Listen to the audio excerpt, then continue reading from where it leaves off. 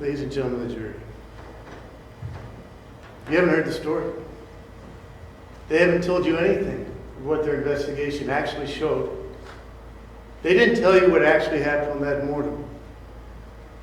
So let me tell you the whole truth, the whole story, without leaving parts out. Bill Brock, born 1942 in August, married for 52 years. His wife passed away in 2014. His father died when he was 17. He took over the farm at 17. Born in the house that you were in today, actually the one right next to it, and has lived there since the 60s, the house that you were in. He lived alone in that house for the last 10 years before this happened. The first thing you saw in that, when you went to the place this morning, was the front door. Some of you went up to the front door area. On that day, there was still a Christmas tree in front of it. It had been there since his wife had died. He hadn't gone through the front door in almost 10 years, because that's the door they took his wife out. It's 8:36 in the morning. It's dry, it's March. Bill's getting ready to spread fertilizer. Nothing else on his mind. He gets a phone call.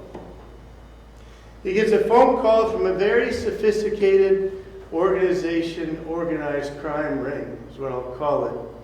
We can use different names, but it's more than one person, and they're part of this scam, and it may be international. And it's not your normal one that calls up and tries to see if you'll take out a loan. This group's way more sophisticated than that. They call up Bill. They say, Bill, Matt has been arrested. Now, Bill had been spending time with a friend of his. Her name's Becky. Becky has a grandson named Matt. They didn't live together. They just spent time together, went to church together and things like that. But they're close enough that when they say that Matt, your grandson, is in jail and he needs your help, that meant something to him. And the person they called wasn't like a scammer saying, you better do this. It was a guy named Joe. He gave his last name, who was supposed to be a criminal defense lawyer. And Joe was going to be representing Matt. And Joe tells Bill that Matt's in jail and the bond's going to be $24,000, but if you get $12,000 cash, Matt can get out. Now the story was that Matt, who's a truck driver, had hit somebody on 42, a woman, in a car. She was pregnant. And both of them passed away. It was really serious. So they spend about 30 minutes on the phone. And you'll see the phone records. And they hang up. He calls back. Say to check on something. And he said, it's really important, Bill, that you keep this line open. And you not call anybody else, because when I call you, I'm going to need all this stuff. And Bill's buying it. He goes and gets the cash, has the cash ready. He has, Becky, you're going to have to stand outside. Sorry, there's a separation of witnesses. They have the cash. And you'll see the cash. When the police come, they have the cash. They find the cash on the table ready. You'll see Bill's notepad where he's taking down all the information that this scammer, I'll call him a scammer, but it's more than that. This is organized crime. He's writing down all the information. He has a case number. There's a judge that he says, named Judge Dent, who allegedly was the judge in town here, who was going to be hearing the case. There's no Judge Dent in Springfield. But Judge Dent then gets on the phone in the second call, saying that he's getting ready to go on vacation. It's really important you bring this down, because once he goes on vacation, he won't be able to post the bond. And Bill's buying into all this. He's got the cash. And then the scammer says, I'll need you to come down to the courthouse.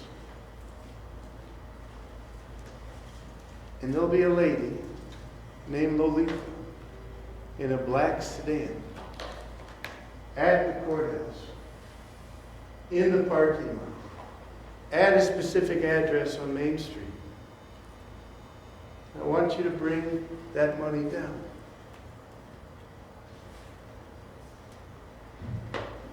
About the end of that conversation, the judge gets back on the phone and says how important it is.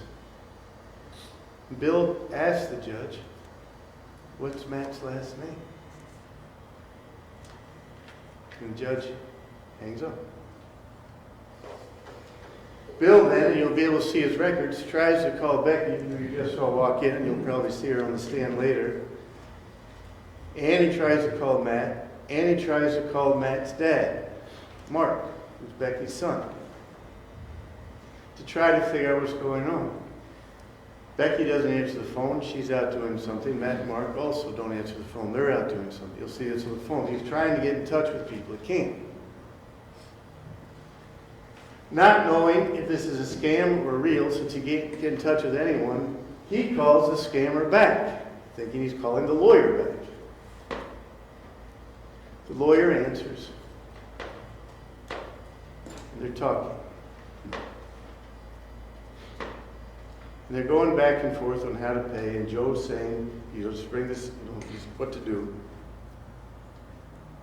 And all of a sudden, Joe says, do you want to talk to Matt one more time? Because we're going to, instead of you coming down the courthouse and meeting lo-letha in the sedan here, there's going to be a black sedan that's just going to pull into your driveway. Puts Matt, his grandson, back on the phone. Bill says, Matt, what's your last name? And he gets it wrong. It's close, but it's not right. He says, Matt, what kind of truck do you drive? He said a Ford 350.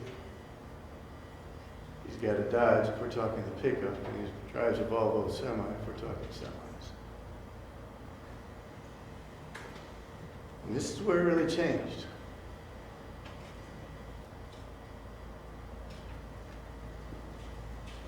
Because at that moment,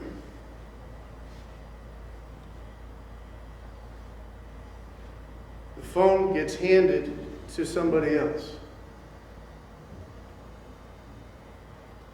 And this person starts screaming at Bill, threatening to kill him, threatening to kill everyone in his family. He's saying the black car is now in your driveway. We have drones above your property watching. And he starts screaming at him the way Bill's probably never been talked to. Cussing. You'll hear the names. If you don't pay this money right now, I'm going to kill you. And I'm going to kill the people that are close to you. I'm going to kill Matt. I'm going to kill your family. And black sedan's there.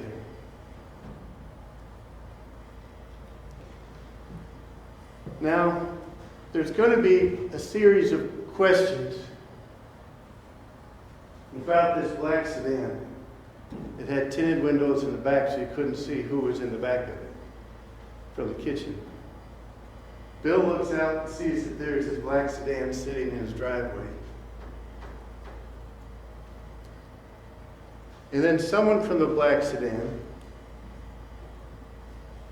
gets out of it. It had been sitting there for 20 minutes or a half hour. Bill didn't know because it had been sitting there until he looked. And within a minute or two of him being said, I've got a drone over your house and I'm going to kill you if you don't give the money. Bill just thinks he's dead either way. He gives the money, don't give the money. He's out there by himself. He can't call anybody to talk to anybody. Miss Hall walks through that door that said no trespass, through that breezeway there, into the back porch of the house. to that storm door that's glass. Bill has it just barely open. Just sort of like this, not really thinking that somebody's going to be coming in because he thought he was driving downtown with the money. And he sees Miss Hall open the door, the storm door, and step up those 2 steps into that office space. And she says, "I'm here for the package."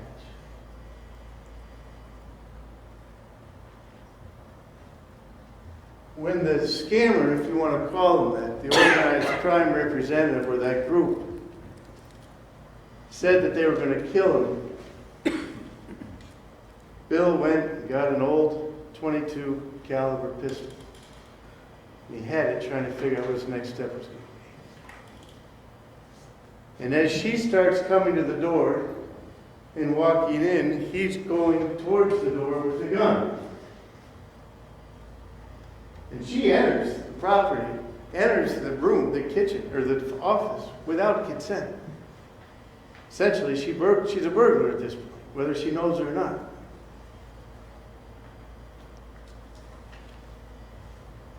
The scammer had told Bill, "If you don't give her the money and I don't get a call from her saying that she has the money, I'm sending them in and you're dead."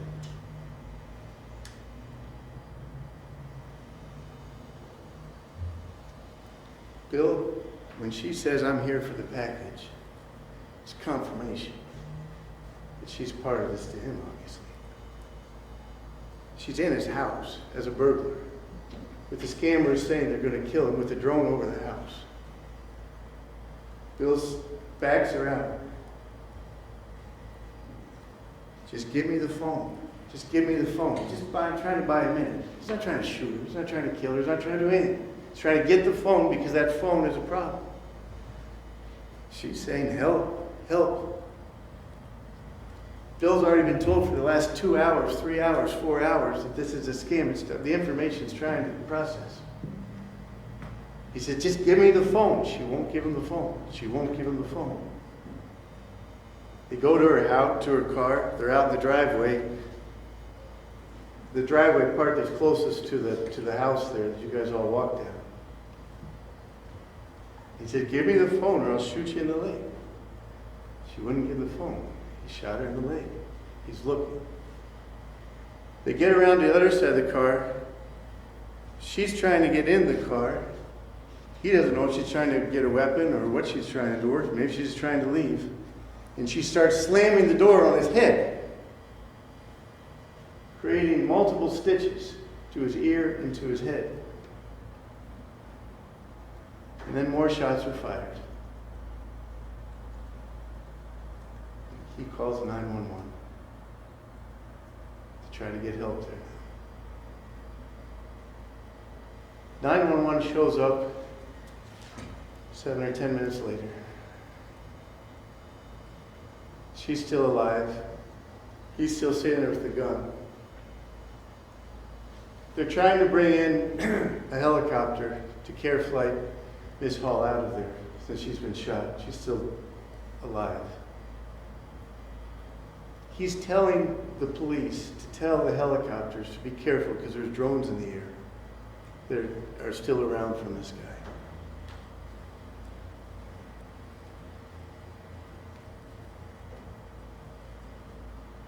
The scammer, they take Bill's phone from him after he calls 911, the police do. The scammer starts trying to call it. He calls 20 more times, trying to figure out what's going on. At one point, not the first or the second time, the third or the fourth time, the police pick up. Detective Cruz answers the phone. And the scammer at that point, hearing there's somebody else and not Bill on the phone, starts trying to bully Detective Cruz. "Well, this is the officer." And Detective Cruz is saying, "Who?" And says, "Oh, you're in trouble." And then this scammer is so good that he actually was able to get information out of a trained detective, and a good one. He hangs up when Detective Cruz says, you know, we're the police or whatever, and she's been in an accident. And then he calls back, has the chutzpah to call back. Tries to figure out where Bill is. Tries to figure out, I assume where the money is. Detective Cruz says that Bill's now talking to the police, which obviously blows any chance of having him to come show up. But he called 20-some times. Now this was on March 25th, 2024. December 16th, 2024. He sends me an email. Tells me if I win this case... Your Honor, I'm going to object to this. I don't know that there's any way that these things are related. There's no evidence that they're related. This is way out of bounds. It's showing the threat's ongoing.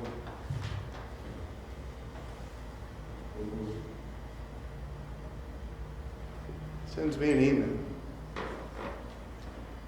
to my office. He had the office here. You might be watching now. And he says,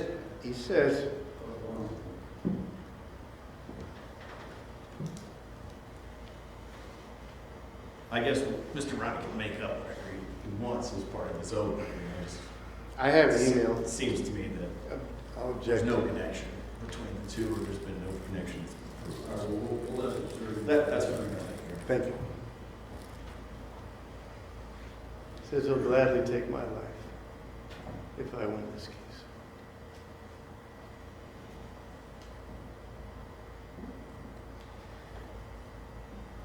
When Bill went to the hospital that day, they did a CT scan of him to see how he was, to make sure there wasn't any internal bleeding. But that CT scan was able to develop some objective information about Bill. I guess when you get older, you have something called brain atrophy. Your brain shrinks. It doesn't function as well. And your blood vessels within your brain don't work as well, and you have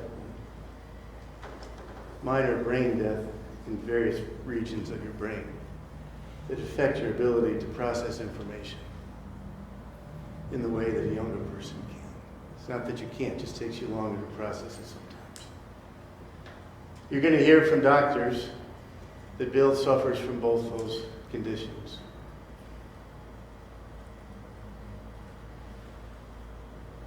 So this wasn't just words. You had a team of professional thieves, scammers, dangerous people, threatened to take his life.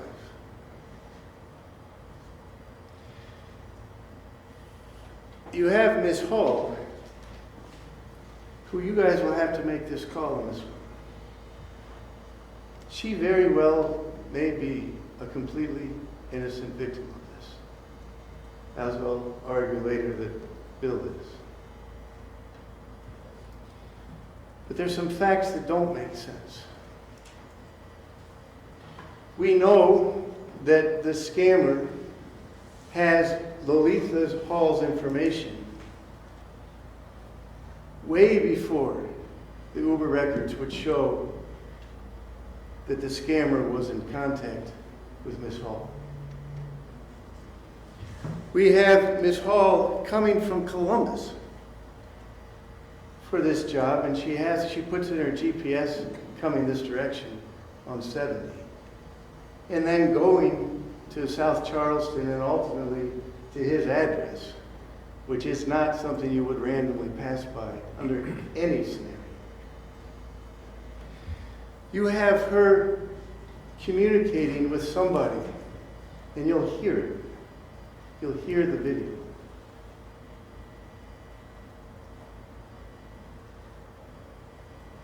I'm not suggesting that Ms. Hall would be on the level at all. of these scammers. But there may be something more involved than her just simply getting an Uber call from a scammer and responding to it. There really might be. That'll be to argue in closing, but you'll get the facts on that. The 12 of you will be the first 12 people to actually hear all the facts of the case. In all the statements that the prosecutor spoke about in his opening, the police were actually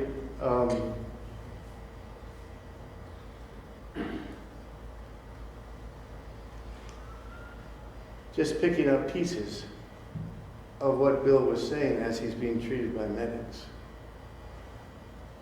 They take him to the hospital and then they release him. The FBI is involved in the case dealing with this scammer. And they've separated the two cases. The FBI on one side and in this case on this side for some reason. So there's parts of the case we don't have access to and won't because that's an ongoing investigation. But there's 4 things in self-defense.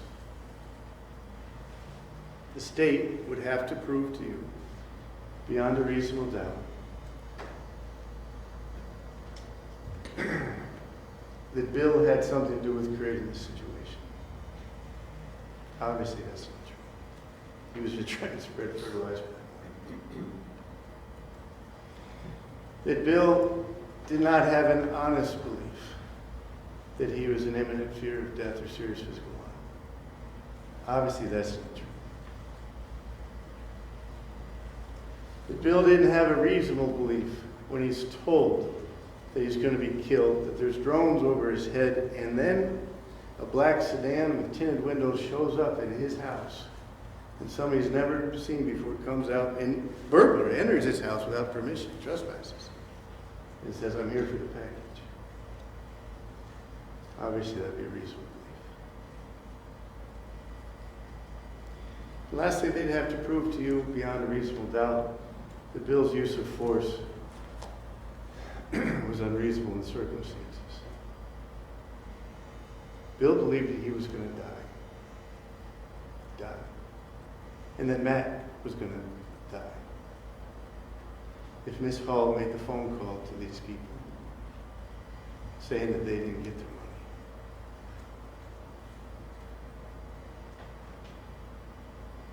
He also believed that if he did give the money, that they just smoke him.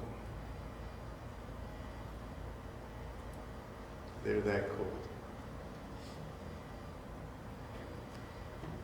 Those are the facts you're going to hear. And there's specific objective evidence to prove every piece of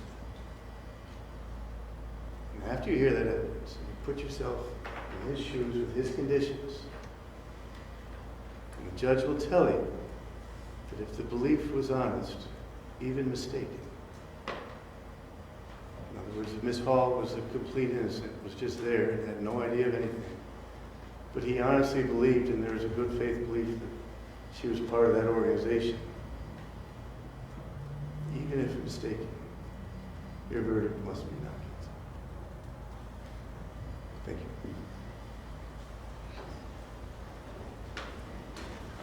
Thank you, gentlemen. State the law. Yes, sir. I will call Ms. Lena.